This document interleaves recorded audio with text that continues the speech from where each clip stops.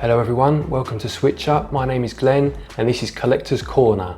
For today's episode we're going to be looking at import games. So I've got 10 games here to show you. These are all imports to my region, which is the EU, or most specifically the UK. Let's get into it.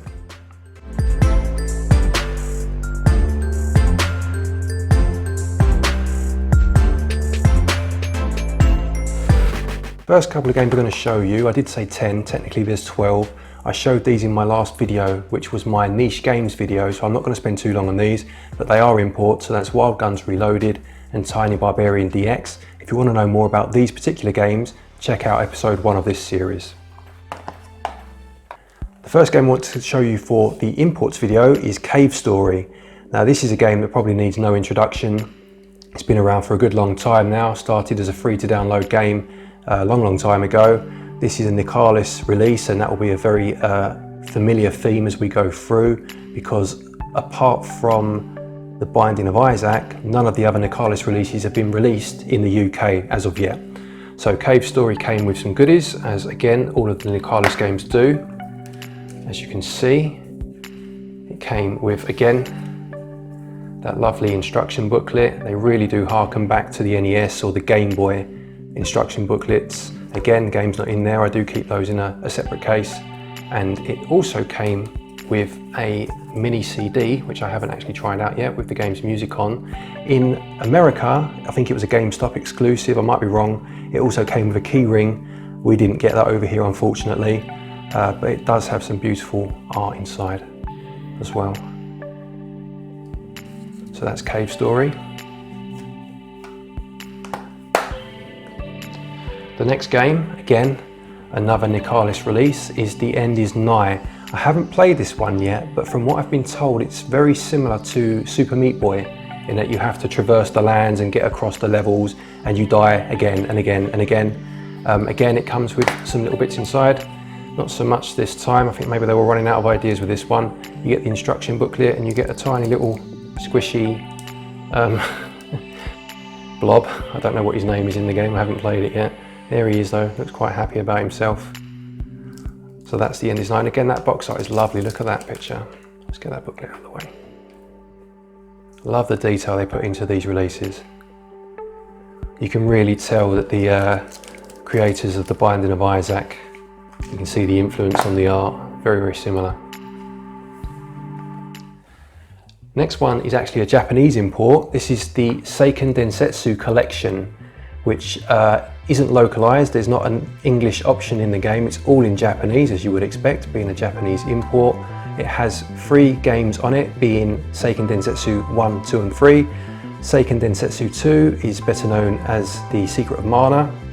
Seiken Densetsu 3 was never released outside of Japan, but is critically acclaimed. And Seiken Densetsu 1, which is a Game Boy game, I think was better known in the EU or in Europe as Final Fantasy Adventures, something like that. Again, lovely box art inside. Really nice, really high quality art. So this game I've played a bit of using Google Translate, or a mixture of Google Translate and YouTube playthroughs, so it's not ideal, but to be honest, it was more of a collectible piece than something I'm going to play. I might have a bash at Seiken Densetsu 3 at some point if I can though. Probably the jewel in the crown in terms of the import games is Monster Hunter Double Cross, as it's called in Japan. This is coming out very soon over here and in America, and I think it's being called something like Monster Hunter Generations Ultimate or something like that.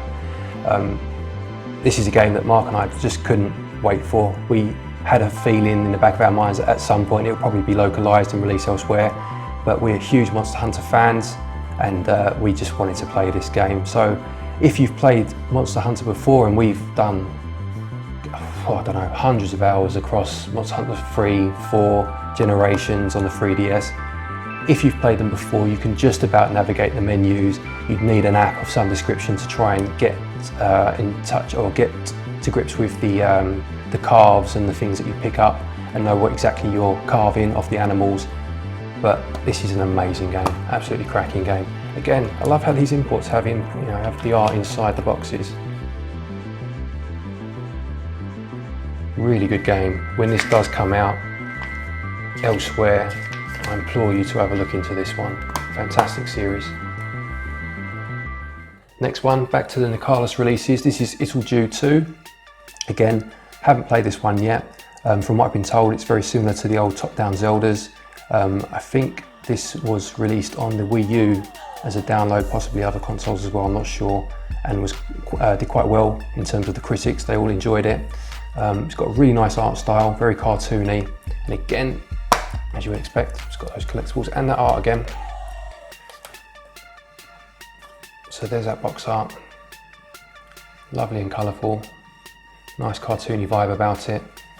The instruction booklet, let's show you inside one of these, shall we? I haven't actually done that yet. Again, it has the story, very much like the old instruction books you used to get, the proper instruction booklets, not like the bits of paper you get these days, if you get anything.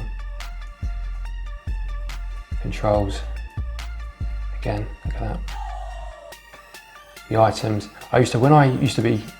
when I bought a game as a kid, I used to sit down and read these cover to cover first before I even touched the game. It was all part of the experience. Sounds a bit weird now, but used to smell the covers and all that. All that's missing from games now, it's a shame, but these are lovely. And it's got a map in there as well of the game world. There you go. Again, I do think they're starting to run out of ideas a little bit with some of these collectibles, but that's okay.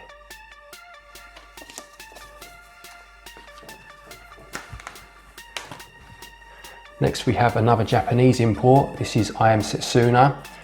This didn't get a physical release anywhere but Japan, but obviously was available as all these were on the eShop. I think this was a launch game for the Switch, if I remember rightly. So I waited and eventually got a Japanese copy, a physical copy. What I like about this one, if I open it up, is that it's actually got two covers. It's got the Japanese cover, and it's got an American cover inside, or an English, I beg your pardon, cover with the English writing on it. That one doesn't have any art inside, but again, the imported version does, and again, it's absolutely beautiful. But I like they went to the trouble of having both versions that you can pick and choose from in there as well. This game here, has been Heroes, and again, this came out very early in the Switch's life. This isn't an import game, I mean this particular version is, but this is readily available in the UK, and it's a budget title as well. You can pick it up for about £20. I bought this from eBay, didn't even realise it was an import, to be honest. I just wanted new games for the Switch. It's actually an Australian version, so it is an import, this particular one. No box art in there. This is an outrageously hard game. This is really difficult. When we first got the Switch, Mark and myself, this was a game we picked up just out of curiosity, and when there were fewer games and we had more time, that was before the channel was really a thing, we put a good few hours into this, and it's a good game. It's just very, very hard, but it's one of those games that unfortunately falls by the wayside as newer and unfortunately to say, better games come out, but it's still worth a look if you've got the patience for it. A few more to show you. Next one, again, is an American release. This is Soldam Drop, Connect, Erase, which is a puzzle game, similar in some respects to things like Tetris, in that it's a, I don't know if you can see that from there, but it's a drop and match puzzler, if you like, with the vertical screen, such as Tetris or Puyo Puyo, that sort of thing.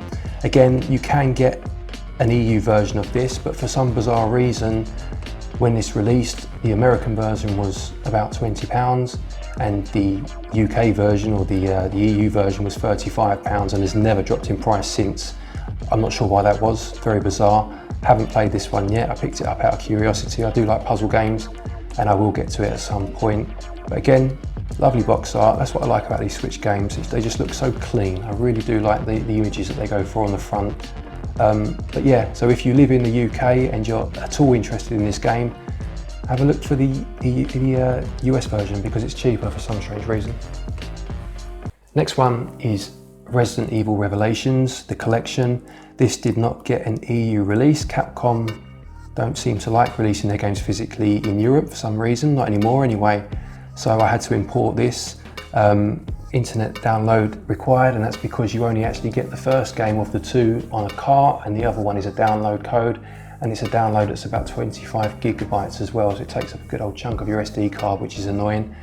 I just had to have the physical version of this. Again, I picked it up, I think I got this from Amazon, this one. Didn't have to pay any postage, it was all whacked in with a price. I think it was just over £30, which for 2 games is not bad.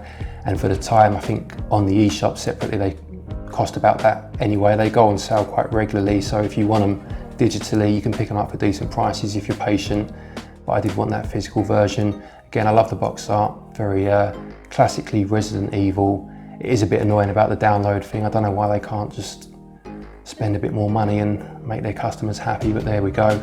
So if you do want a copy of this and you live in the EU, in Europe, it's quite easy to find online, and you don't necessarily have to go through some of the import channels, so to speak. Places like Amazon readily have this available for you. And the final game is RBI Baseball. I have never played baseball in my life. Being an Englishman, I do like a bit of basketball. I like ice hockey, never played baseball, haven't played this game yet. I bought this because on a website called base.com, one day randomly, this dropped to about £12 with free postage. So I took a punt on it, I haven't played it yet. Obviously the World Cup's on at the minute, so that's taken up my interest sports-wise, but I am a sports fan in general and I will give this a go. I've heard this has been absolutely panned and it's not very good, but for someone that knows absolutely nothing about baseball, I don't think that's going to matter, to be honest. So I'll give it a go. And yeah, again, this one's gone straight back up. So it was about £12 for a day, and now it's about £35 again. And that's the thing with importing, you do need to be patient because the prices fluctuate so badly at times. Don't just pull the trigger, you know, relax, be patient, because they do drop in price. Wait for the right moment and then make the purchase.